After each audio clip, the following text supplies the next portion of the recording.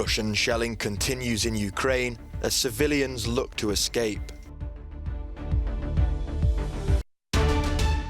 Residents in Lviv receive basic military training in a bid to defend themselves as Russia's assault on Ukraine continues.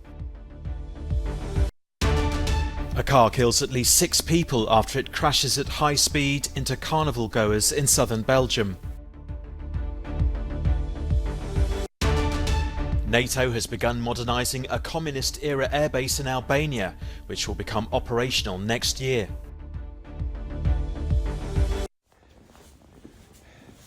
This school is one of many civilian buildings in Mariupol to be hit by shelling since the start of Russia's war in Ukraine. On Sunday, officials said that an art building sheltering 400 civilians was destroyed.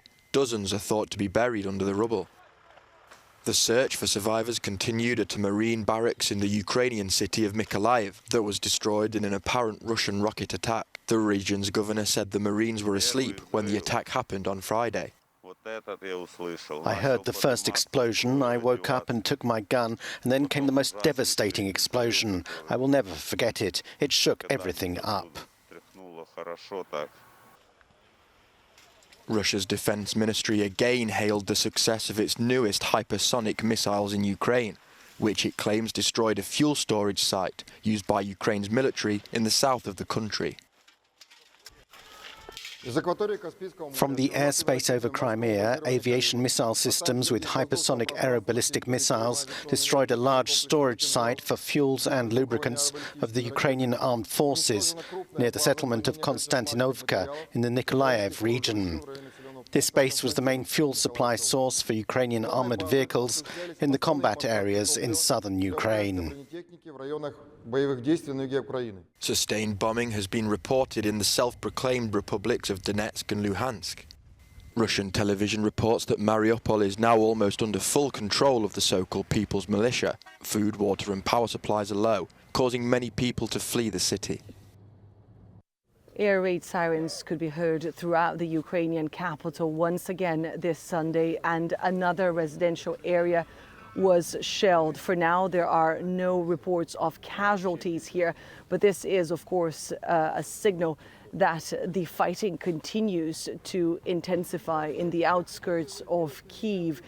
Soldiers we've been speaking to over the last few days insist they have the situation under control and are even able to repel some of Russia's offensives. But we have seen at least one funeral ceremony for a soldier earlier today. We were not allowed to film there, but we've heard reports of multiple funerals being held here in Kyiv over the last few days. For now, the official death toll on the Ukrainian side remains at 1,300 soldiers. That is according to the Ukrainian President Volodymyr Zelensky, who announced this figure last week.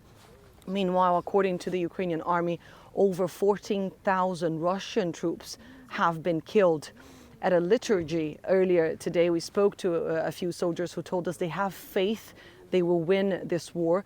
They say they have already surprised the entire world with the amount of time they have been able to resist. Many international analysts gave them only a few days, and here they are almost a month into this conflict, and they're still able to hold their capital.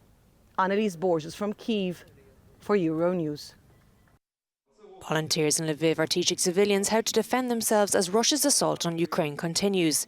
The city is the last outpost before Poland. However, Friday's strike just outside the international airport has served as a reminder that no city in Ukraine is off limits. Instructor Denis Yurenko estimates that his group have already coached more than 1,000 people. So our program is designed for the people who have zero experience and even for the people who never held a gun in their hands. So first we tell the huge story about safety, because that's the fundamental. They need not to kill their people and not to kill themselves and not to injure themselves, which is why we spend a lot of time describing and showing different cases. Then we show the basic manipulations of how to unload the gun, how to load the gun, how to reload the gun, how to stand, how to hold, how to aim. Basic first aid is also taught and includes demonstrations of how to use a tourniquet to stop the flow of blood through a vein or artery. More than 2 billion refugees have already arrived in Poland fleeing the Russian invasion, but some are choosing to return home. Rosa Bilouzova works and lives in Poland, but decided to go back to Ukraine to join the Territorial Defence Force reservists and medical personnel in Odessa. She says, "I have 3 years of military experience. Now I'm going to defend Ukraine. There is nothing for me to do in Poland now. Being in Ukraine is more important for me." According to Polish border authorities, 238,000 Ukrainians have crossed back into their country since the war began. This slick video is of a Soviet-era airbase that NATO is rapidly modernising in Albania. The military alliance and Tirana say it will jointly cost them about €50 million. Work on it began in January before Russia invaded Ukraine, but as tensions there were ratcheting up. One former pilot there remembered how it was. The flying intensity during those times under the Cold War was very high. There were daily flights.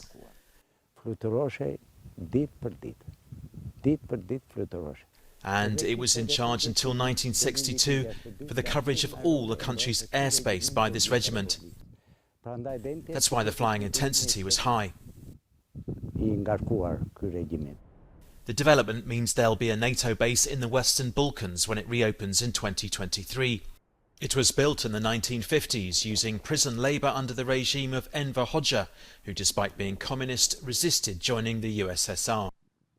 For sure, our sons, new generations, will fly with F-16 jets for sure. This is the beginning, and that will give them the experience of flying and the management of the base in line with NATO. And then our Air Force with jets will be created, for sure. Military spending is now on the rise in much of Europe. And from next year, these rusting Cold War relics will be replaced with NATO's most advanced warplanes.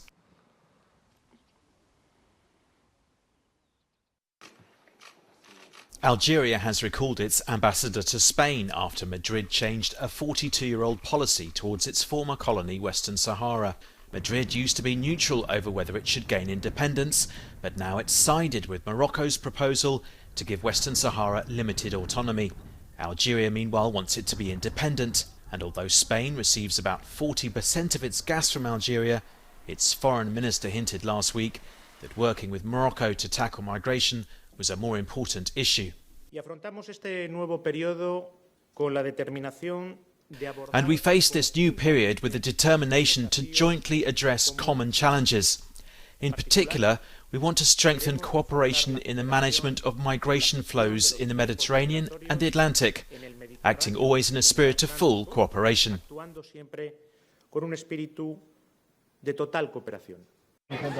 Algeria hosts the leaders of the Western Saharan Polisario Front. It's fought Morocco in the past and wants a referendum on independence to be held, as does the United Nations. Meanwhile, hundreds of thousands of Sahrawis eke out a living in refugee camps in Algeria.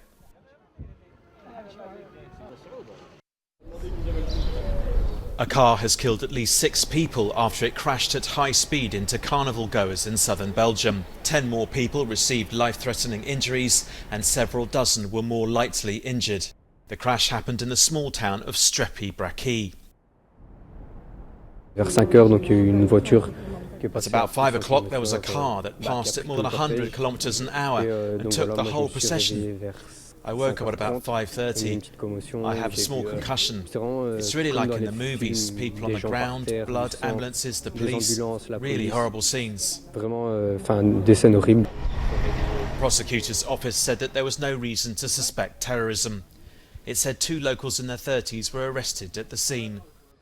The toll is very heavy in human terms.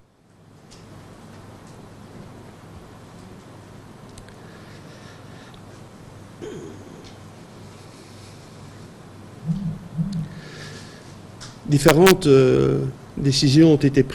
decisions have been taken, the main one being to invite the Folklore Society of Strepi-Brachy to stop our carnival. D'arrêter l'organisation de notre carnaval. Prime Minister Alexander De Croo and King Philippe were expected to visit the scene later to pay their respects.